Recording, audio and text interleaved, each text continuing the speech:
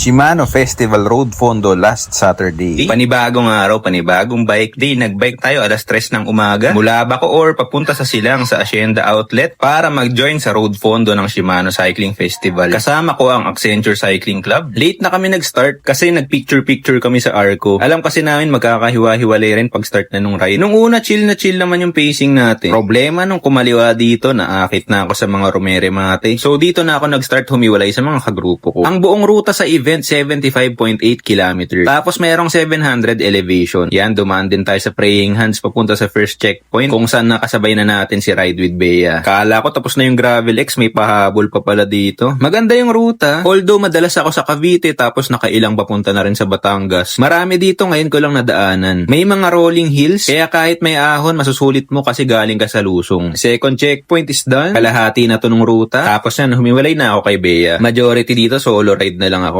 Dinaanan lang natin yung third checkpoint, tapos diretso na ulit pabalik ng Hacienda Outlet Silang. Less than 3 hours natin kinuha yung event, tapos nga nilibre ko yung mga kagrupo ko sa Balin sa Sayaw. Alas 2 ng hapon, yung iba nagpapahinga na. Ako naman nagbabike pa pauwi ng Bacoor. Ito yung Dasma, tapos tinraffic tayo sa Imus, tapos Bacoor na. Ride safe!